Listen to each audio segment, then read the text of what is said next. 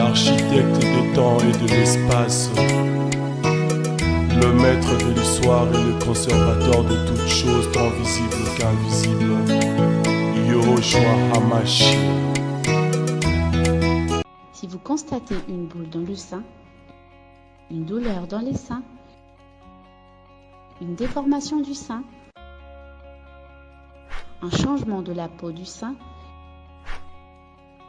une plaie sur le sein, un liquide anormal qui sort du mamelon, un ganglion anormal dans les selles, n'attendez plus. Consultez un professionnel de santé. Ensemble contre le cancer du sein.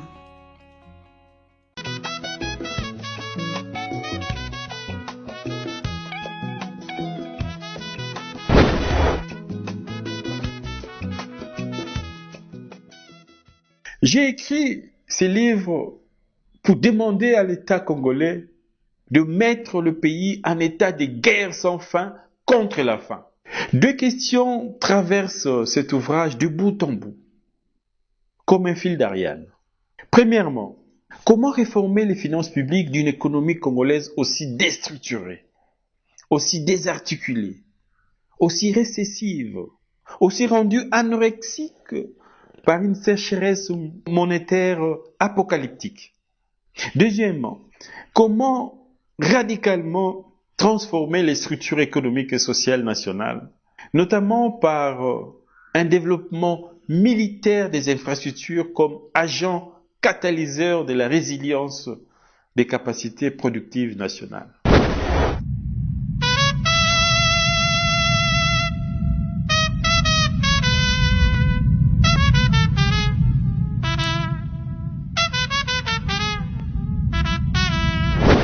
Cet ouvrage, à l'écriture puissante et parfois austère, enrichissant par les nombreuses perspectives théoriques proposées, répond à une actualité brûlante et souvent tragique. Le génocide silencieux de la faim en République démocratique du Congo. D'un chapitre à l'autre, les idées se complètent et se nourrissent les unes des autres pour créer une approche martiale du développement des forces productives séminales du redressement de l'économie congolaise par la militarisation de l'agriculture. À quoi renvoie la militarisation de l'agriculture?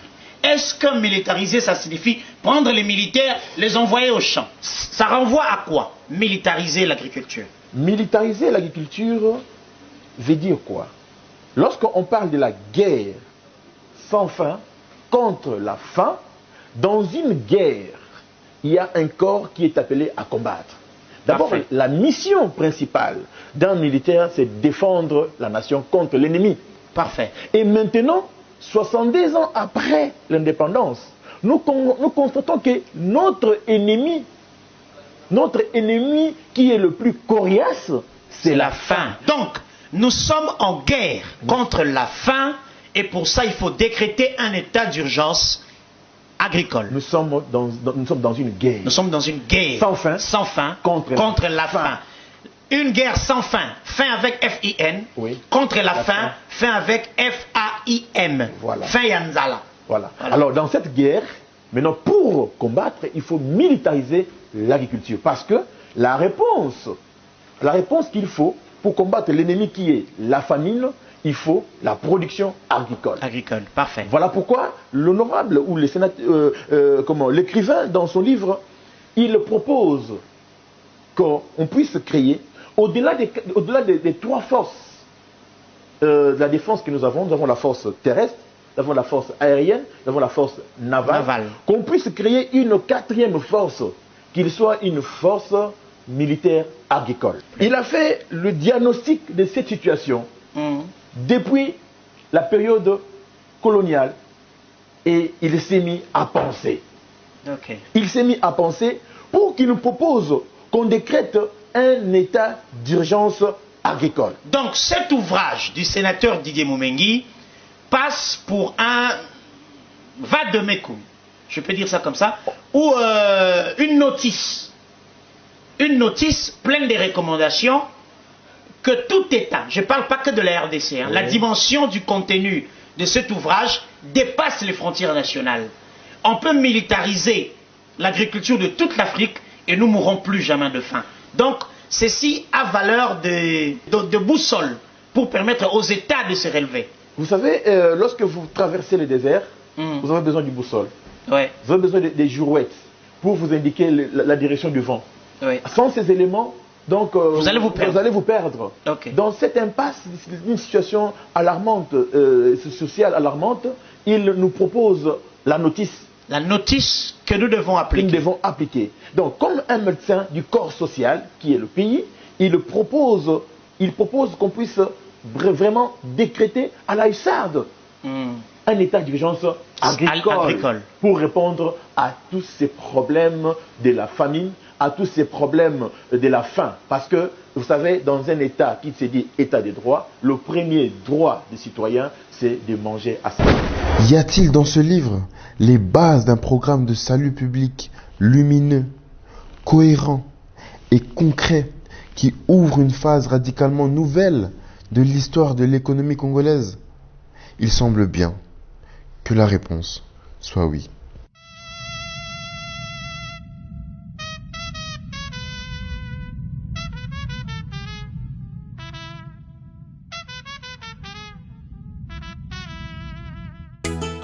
Merci na bino banso ba bozo susu libaku ya coordination na poko lelo. Merci na bino ba banso bozali kuna na Grand Bandundu, Grand Équateur, Grand Katanga. Merci na bino pe merci na ba banso bazali kuna mikili ya poto. Mingi penza kuna pa ya Papa Mbera, Lambert Kitoko, merci na ba conseil. Arsène Kitoko, merci na ba conseil bozo pesa biso bana Grand Bandundu. Merci mingi na bino na poko lelo tozana mopanzi sango monene. Pe azali ko gérer institution monnaie avec parlement, assemblée nationale, pour découvrir tout à l'heure. Mais yambo ya kokota na invité à Pokolelo, boy ba ite sangwa mawakuna na commune ya Ngiringiri, babungisi bongo moko ya bango na kombo ya Jacques Dipolo, mécanicien monene, père son âme. Akufi bongo programme ezali boye. Lobby samedi na kwa ya nyanga na Elingesa kore ozala veza liwana bongo dimanche na 9h biso banso na commune ya Ngiringiri pour na kopsala ba dernière hommage. Merci na bandi mbela eyokan biso banso bana Ngiringoto tokutana dimanche na 9h na commune ya Ngiringiri pour na kopesa mbote ya suka na ya biso Jacques Dipolo. Félicitations, mon général. Salut, ma camarade. Toko, lalo. Kuna na commune ya Lingwala. Merci, mon général. Boinde zalaka. Toko zela o kuna ya Kimbansek. Basé belé. Moka Kimbansek à un plateau. Merci. Peto sengi na baimboka. Bana Kinshasa. O zambela na bino. Bo fongola miso. Bo la pongite. Soki na quartier na bino. Bo moni mutu bo éviter. Bo dénoncer. Vigilance oblige. Merci. Mbele yokali. Toujours na plateau. Ndeko Mbotena. Mbote ndeko Patrice Boto. Merci. Mosali monene kuna na parlement. Bana mboka. Basenge omi bonisa kombo na onda. Nipe. Baye bayo. Moussa ozaki kosala kuna na parlement. Loko leza mbala liboso na ya na emission oyo. To kanisa mboka. Kombo na nga ezali Blanchard Dikambi Tchangu. Nazali mopandi sango. Nazali pe coordonnateur ya cellule ya communication et Assemblée nationale. Nazali pe président ou fondateur ya magazine Allo Peuple oyo kala mingi te comme pe télévision ce qui mona mboka Patrick Moya apesi biso avis favorable. Voilà. Congolais, Quinois, mwana Tchango. Mopandi sango monene osali télévision jumbongwe. Ah mais le nang ça pour ça TV comme maman sous. On va partenaire. Non, partenaire. Oui. Ah bon? Et puis, nous avons travaillé dans un salaire. Est-ce que salaire n'a eu que sur la télévision? Dans un salaire. Non, mais c'est une organisation. C'est une organisation. C'est une question d'organisation. Moi, je calculé. Et puis, et puis, place au Nazawana. Nazana ba relation et belé à n'engenyoso. Donc, nous avons toqué les moutons porte avec un bon projet parce qu'ils allaient ils ont gêné toujours que c'est propre c'est le baron d'ailleurs oh ils ont ça la petite et moyenne entreprise ils appellent pour souvent ndeko musu bilingi ba la place wana. Merci. Donc organisation bien. Très bien. Organisation bien. Organisation bien. Attention que ça la place pour foot 100 francs. Ceux qui ont bien organisé au ça la exploit miné ni ba ka tata musu que ayibaka à côté ba monde ma beno. C'est question organisation. Très bien. Oui, parce que nous avons fait des missions, on a voyagé. Nous avons aussi la banalité. $2 millions. On a habité. Et ça, yanga. Ça, yanga. Attends, c'est ça $100 parce que Singapour a fait des missions. Ça, yanga. Et puis, place nous avons fait la mission. Nous sommes des gens. Nous sommes des gens. Donc, on a ministre, il n'y a pas personne qui on a venir par exemple. On a honorable on a honorable donc, on a ministre Congolais. Avec un bon projet. C'est ça. Avec un bon projet. On a un projet, on a la chaîne de TV par exemple. Mais chaîne de TV, on a travaillé dans mon temps. J'aurai des gens. Ma jeune, on a le chômage. C'est tout ça. C'est tout ça. Alors, c'est comme si tu as même ceux qui j'ai failli à côté à mon albatras, ça m'a baisé. Merci. Le projet qui est aujourd'hui, voilà l'essence de l'émission. Merci. Aujourd'hui, on élimine le chômage, on a des fatigues à côté. Très bien. Donc, tu retiens ma boque pour être à l'autre peuple comme notre télévision à solo, et le chômage na bandeko bazulu konan misala. Ndekoza mon grand bandundu, n'est-ce pas? Oui. Ni les personnes qui ont été na bayaka. Tout le monde a noté. Bon, au moins dans l'ensemble banda histoire à Congo et banda partie wana ya ouest, ils ont vraiment un problème il y a tout le monde a les loter. Tout le monde a les lots. Partie wana ya ouest ils ont là-bas. Ce qui c'est pas problème là, va vivre ensemble. Ils ont d'abord province moko, Maindo mezaki district, Kwango mezaki district, Koulou mezaki district. Le temps où il y a des décentralisation de découpage, et comme Maindombe, province Tango, tout comme ça. Mais regardez, il y a une histoire, il y a Grand Bandundu, il vivre là-bas, on a un problème. On a l'élo entre Bateke et Bayaka. Et comme il y a un Moussoussou. De éviter, Nani Aza Sima et Babilo Korana. Parce que d'abord, les Congolais ont droit de vivre dans Mboka, partout ce qu'il y a lingi. Constitution sur la télévision. Aza libre de vivre et si tout le monde se sentir à l'aise. Donc nous avons libre de vivre dans Lubumbashi, na Tongi ba parler dans Aza Shenga. Na ko vivre na Congo central, na Tongi banda dans Aza Shenga. Mais on a sonné vivre na Congo, on vivre na Équateur, on vivre na Ninte. Là que l'on sont je suis chez moi. Mais bateau on va derrière ba bloc wana. So bada vraiment bateau ya biso mon parce que la majorité de la guerre à Mboka, c'est la Congolais derrière le Kwana. Parce qu'un voleur ne peut pas entrer chez vous à la maison, sauf qu'il évite que Ndako va accrocher dans un boule. Pour moi, il va côté Ndako, il va y avoir la moto, moi, c'est mon plan. Très bien, mais le ministre du gouvernement central, le premier ministre, il y a une main noire dans ma Cameroun. Une main noire, c'est ça, il y a un étranger à Roya Mboka na bisoté à Bunisa Congolais, so kaza na lisanga na mona mboka te. Mais bilo ba jeune ya ba grand bandu. Bozo Tanzanie na Cameroun. Quand tozo lo babu na émission na zo lo babu. Na zo ba on a jeune non? Oui.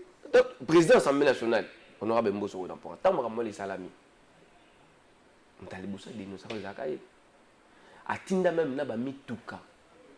Pour éviter ba makelele wala ko éviter ba kufa ebele atinda bamituka tina kwa mutu ti na niveau ya batongo je pense côté wana babimaka wana bazoya timbankana atinda bato et puis a lancé un message na population ya même na bayaka ou parce que yaza muyaka na bayaka baza kuna baza na droit de vivre na kinya ça ne sert à rien ngonga o bakonda mboko bavandi bana posa to longa adversaire auto ebini surtout na Congo banda bano buntamboka oyo alors basa suna tato longa ba adversaire entre biso na biso te ça dit ngai na vandi bona ke buntando na muteke na buntando na Congo non l'adversaire ya ba congolais to ebi donc to ko lokate entre biso na biso to ko marso ba adversaire pour na vanda na ba teke na vanda na plateau ba teke na ko banga baotumba yo boye boye mais non. Mais puisque tu as eu combat il y a président Bosso, le président Bosso peut m'accompagner l'autre fois dans la session et aussi là, avant tout comme la session budgétaire dans le mois de juin, il n'a cessé de déclarer dans notre tribune à Perchoir que Bino ba député Bobima en connivence à Makamouani. Il a toujours dit. Mais attends, comment on va on te prendre. Ah oui bien. Na niveau où il va on bazar nango wana. Mais ça ba secret d'état. Na niveau où on bazar basala la populisme était. Na niveau où chef de l'état za sikoyo. Azam to sala populisme était. Maloba na ye. Eko tumba mboka, eko pe ko développer mboka. D'autant on va donc interpeller nous indirectement. C'est aussi question de conscience. Quitter le groupe armé. Mais il dit que te belé bazana makambwana. Ngana éviter. Non mais tu oui ba te ningi. Ngana aura né président le bali. Ah papa. On va na mboka ote. Oui bien on est conscient. Na éviter. Alors si quoi les kamoto motalobi quitter le groupe armé. Ça les kamoto a conscience en moto. Ah ngala sala kango. Tona sala ka biloko na buma banani. Congolais. Kande konanga. Côté na bazali candidat. Na 2020 faut pas voter nga. Là on va voter nga. Bateau na boma. Supposons que nous avons besoin de bateau voter pour ma député faut ça 10 000 personnes. Parce que kuna bateau batikali au bomi de 4 000 personnes. Pour l'intérêt à yo moko. Botika na 6 000. Donc il faut qu'on a comme l'esprit on a la conscience que non on a ça la boule, on ça la on d'abord pour l'intérêt à ngamoko. Parce que au tout monde a été kuna guerre tout ça na est wana ba wandi ba kufa te à part ba soda. Ba wandi ba na baza kuna te. Ba wandi baza te. Bazali ba fanda kuna bazali. Ba kota mpanda bazali. Mais ba tout ba kufa tongo me dit pour ba congolais. Peut-être pour l'intérêt individu mon boye pour protéger moi carré minier naé moi le romo ba protéger à tout sacrifier vie à bandeko naé. C'est pas bon. Très bien, merci Deco Blanchard. Toi, quand tu as dans le Parlement, comment vous fonctionnez sur la communication au Yozo Kamba? Vous fonctionnez Non, parce que Yozo Kamba sur la communication, n'est-ce pas? Donc, comment ça fonctionne en déni? Pour le bikuno, pour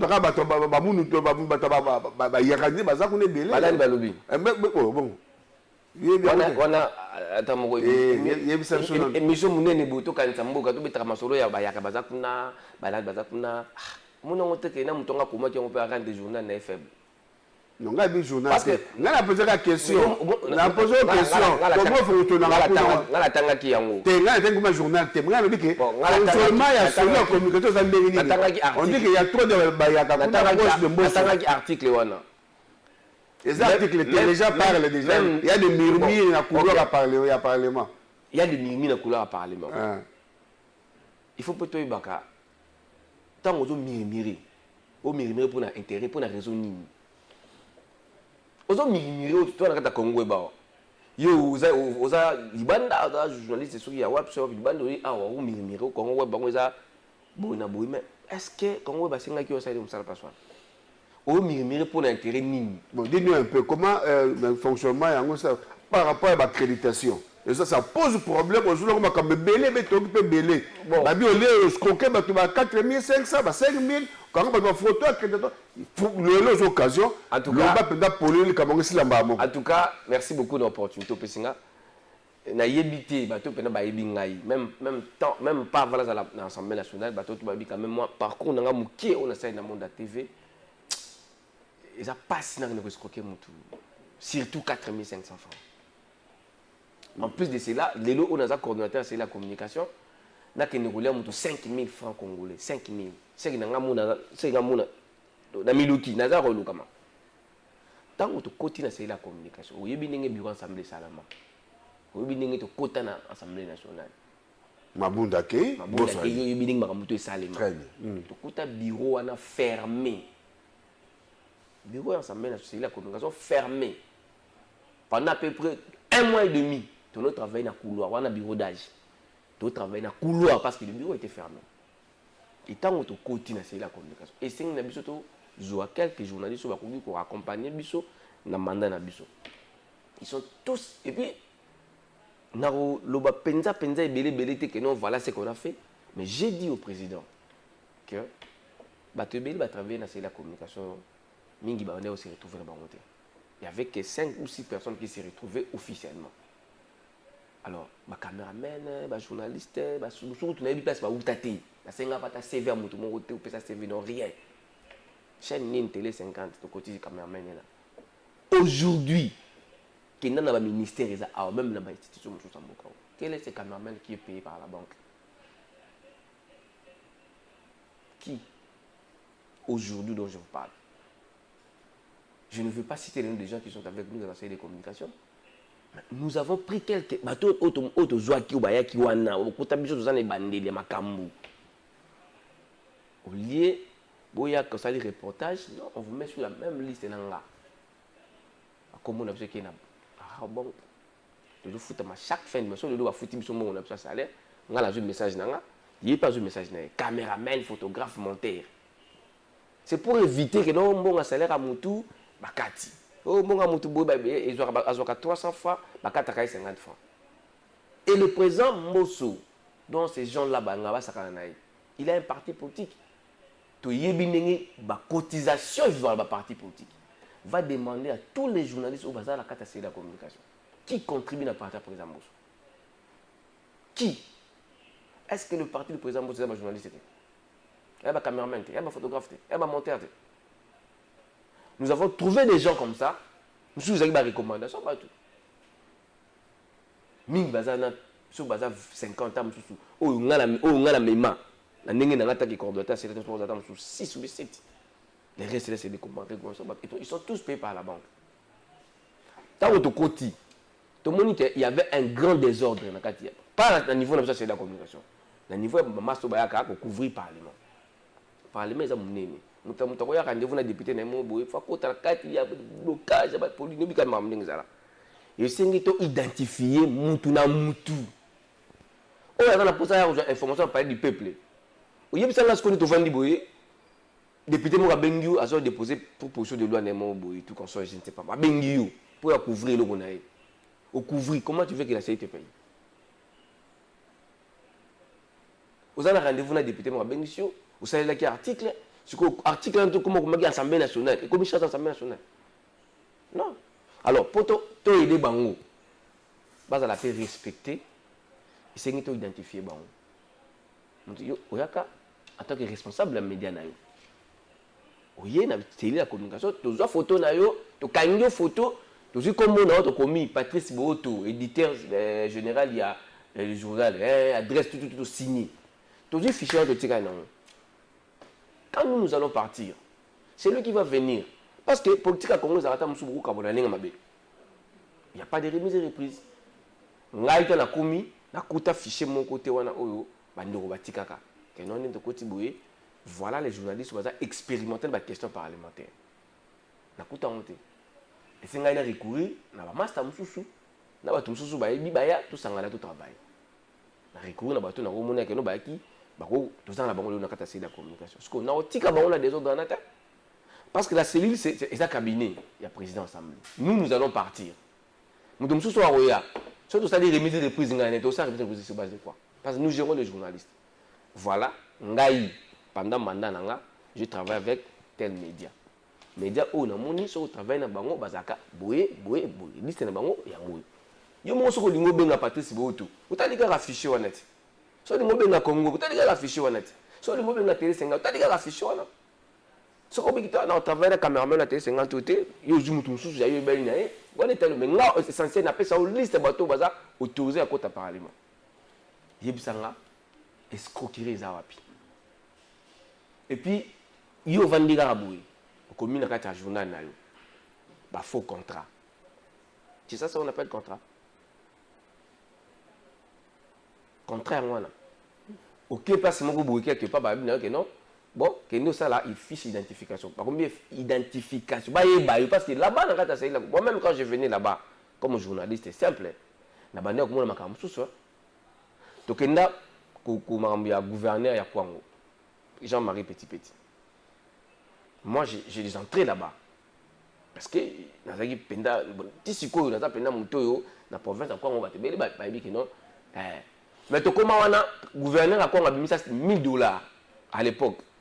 Après ça, un certain journaliste mon babi azam ta télé 50 ou bi série wana télé 50 ndenge ezalaki amele bino après ça nga ka problème à moi là té bon là on zambo pas bref donc c'était juste pour identifier les journalistes sikoyo boye mutu oyo alinga kota na parlement ntango nga bande koya na parlement wana bayebi comment est-ce que tonosala po tokota wana mais sikoyo topesaka bato bacarte accès ezopermettre soki oza na plénière na soki olingi oya plénière osala nini oza na carte d'accès na yo ya kokota na parlement eza mpona intérêt na yo c'est pour ça que lelo ozwi problème mo na parlement bakoidentifie yo ndenge nini c'est ça il y a quelqu'un là-bas une fois ayaka kutana na mutu na apikaka crise na palais du peuple wana aza na carte te aza na eloko moko te eloko ebikisaki ezalaki carte wana topesa ya accréditation batali baye na bureau mutu oyo nayebi batotala adresse na ya ndako tomino hôpital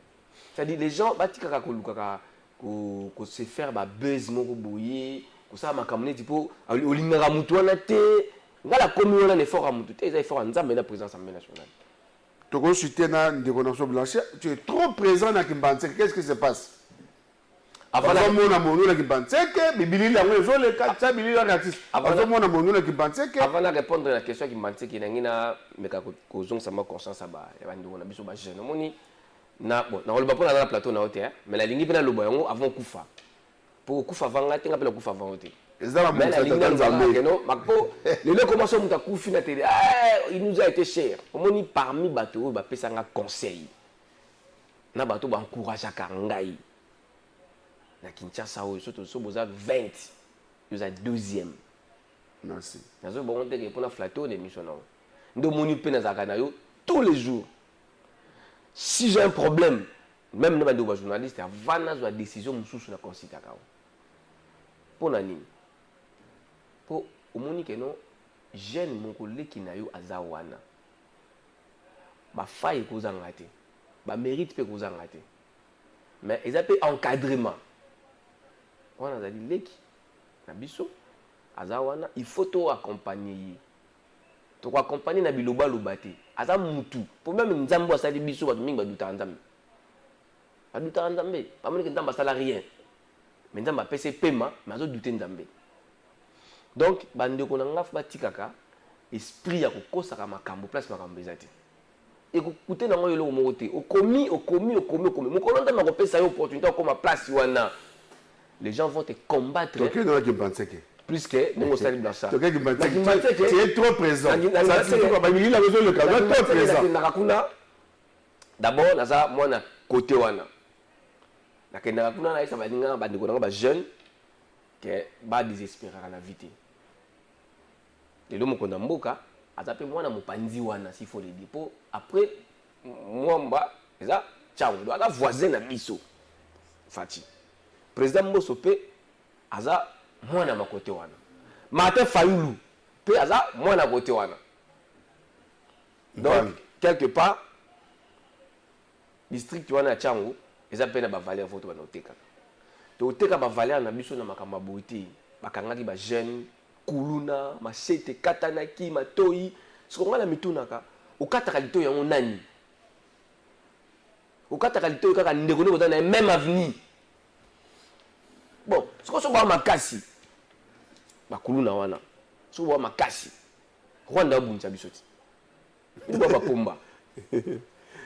Ah, bino ba makasi. Oli bakata biso mo bandeko na biso bandeko. Non, ba descend les autres préparer terrain un candidat. Non, mabe pesate. Mabe pesate. Na parlement wana papa les azaki journaliste non? Ndeko Moleza journaliste non? Daniel Safa journaliste non? Ser na ngai nani Christelle Vonga, maman biso ina gozi baza ibele na parlement wana, maman Mouchebe ko bien ka to za sauter, baza ba journaliste baza ibele na parlement. Donc parlement eza réserve ya batu moko boute ke kaka bango nde fo bazala wana non. Mais ngaka na Kimbantseke na babulu wana te. Na Kimbantseke soki président tininga na repesa message. Kene na batu Kimbantseke parce que dans la difficulté au temps. OK, il y a comment visibilité pour bailler baper que non, Blanchard Azali pour la ngongation de beti. Bailler ba ozala. Il faut que tu aies esprit de Patrice. Que ce soit ok boye, biso za bato baka, so me gauche pesi, Mais droit t'es battu. Bana qui pensait que ata boy ko ndima mais ko baka que 2023 Blanchard na qui pensait ko oboyo linga te mais ya ozana 2023. Alors bien il y a des jours c'est ba député parce que ça ba poto ba ba jouer c'était yepé 2023 nous sommes ça la pour na biloko na bo kanisa en 2023 kala mingi te mais décembre beaucoup de ça relé et papa TV zatango basali sino kuna et comme cela le basuka pour la pourquoi le le va retourner la question $21,000 ba salaire ba te na tout la moto pas député to ça la député te amo que sur le bango lobby pour foutre $21,000 il peut avoir combien pour ça te fait bon makamou ya ba salaire à bateau ba salaire à bateau normalement ils ont vraiment bien été bon nga ils ont bien été parce qu'ils ont une amitié entre peuple na ba eli faut ba politicien na biso ba matama sens la réflexion c'est important on a ngongo to vandi boui ce qui vraiment ba ngamboka oyo c'est pas le moment ba ngaki ba kutana bena fati